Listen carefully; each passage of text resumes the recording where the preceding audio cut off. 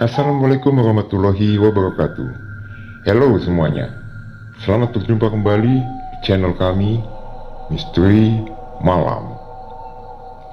Susuk akhirnya dipasang ke tubuh Yani, menumbuhkan rasa percaya diri pada Yani, dan segera bisa melupakan kejadian yang menimpanya bersama Opik. Walaupun taruhannya sangatlah besar. Akankah kesuksesan ini abadi? Atau nyawa pun bisa melayang karenanya? Kita simak cerita dari podcast Horror The Myth. Akibat pasang susuk bagian ketiga, uang membuat Yani kalap.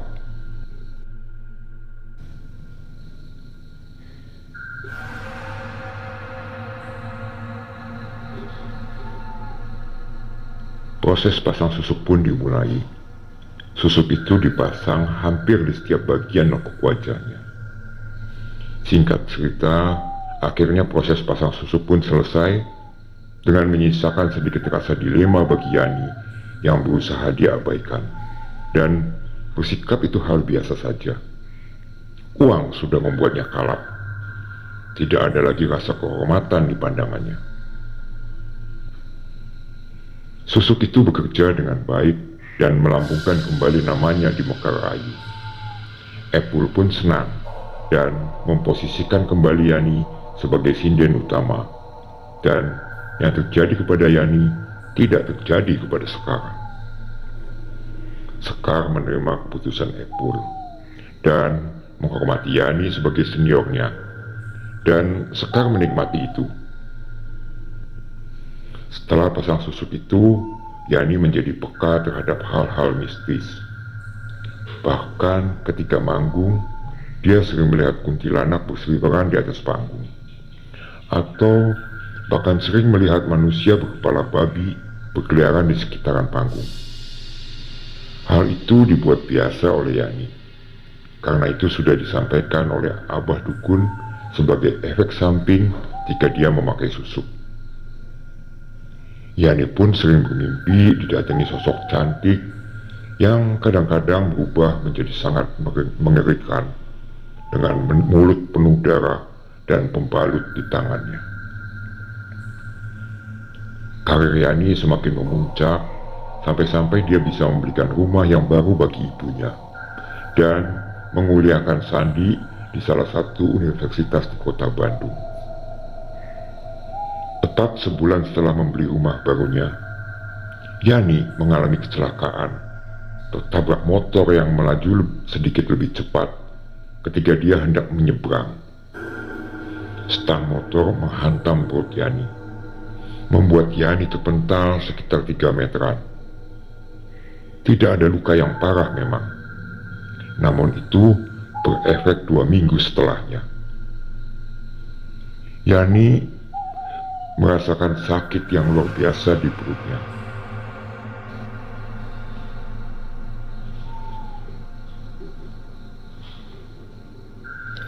Yani merasakan sakit yang luar biasa di perutnya yang mengakibatkan muntah darah. Melihat itu, Bu Esi bergegas membawa Yani ke rumah sakit untuk dirawat. Yani mengalami pendarahan hebat di perutnya sehingga membuatnya koma selama 2 minggu. Semua tindakan sudah dilakukan tim dokter untuk menolong nyawa Yani, dan semua biaya pengobatan di rumah sakit ditanggung oleh hasil Yani manggung. Setelah 2 minggu itu, Yani tersadar dan bisa dibawa pulang meski kondisinya belum 100% pulih.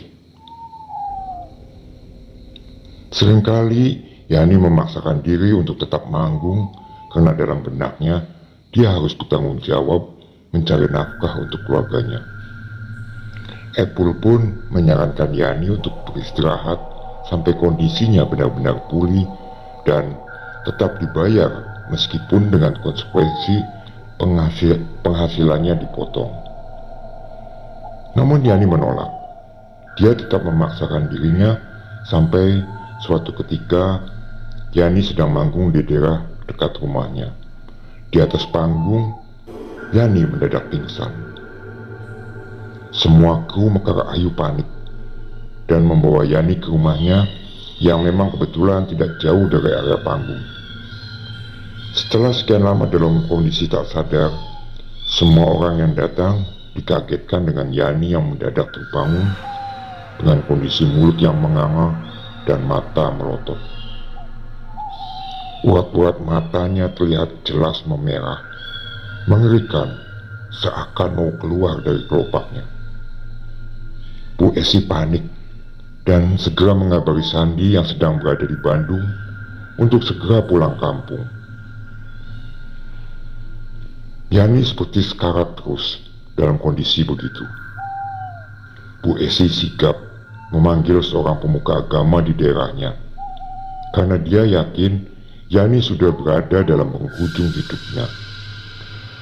Astagfirullah, ada bayang susuk di wajah Yani ini, Bu, kata Pak Jaman, seorang pemuka agama yang dipanggil oleh Bu Esi. Bu Esi lalu menangis histeris, seakan tak percaya. Epul pun tak percaya mendengar informasi itu. Dia hanya beranggapan bahwa Yani telah berhasil mengembalikan performanya karena telah berhasil berjuang dari keterpurukannya akibat bermasalah dengan Opik. Keluarin aja Pak susuknya, kasihan anak saya, pinta Bu Esi. Pak Jaman menuruti permintaan Bu Esi itu. Setiap satu susuk yang dicabut, mata Yani seakan keluar dari kelopaknya. Dan Pak Jaman berkata, jinnya bereaksi. Dia lagi meringis kesakitan di atas lemari itu, sambil menunjuk ke arah lemari di pojok ruangan. Memang di pojok ruangan terdapat lemari baju yang lumayan besar, dan sedari tadi Epul berada di sana memang merasakan merinding yang hebat. Bu Esi terus membimbing Yani agar bisa mengucapkan 2 kalimat syahadat. Tapi mulut Yani seakan terkunci dalam kondisi yang menganga. Yani tidak bisa mengucapkan 2 kalimat syahadat. Sampai akhirnya semua susuk dikeluarkan dan Yani mengembuskan nafas terakhirnya.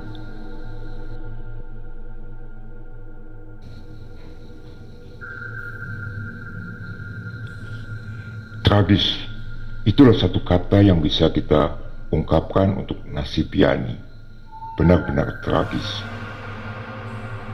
Jalan pintas yang diambil benar-benar telah memangkas hidupnya. Bagaimana kelanjutan cerita ini setelah meninggalnya Yani? Jawabannya akan kita ketahui pada cerita akibat pasang susuk selanjutnya. Demikian cerita akibat pasang susuk bagian ketiga. Ikuti cerita selanjutnya. Jangan lupa klik subscribe bagi yang baru bergabung dan bunyikan tanda loncengnya agar kalian mendapat pemberitahuan dari channel kami untuk update cerita selanjutnya. Wassalamualaikum warahmatullahi wabarakatuh. Bye bye.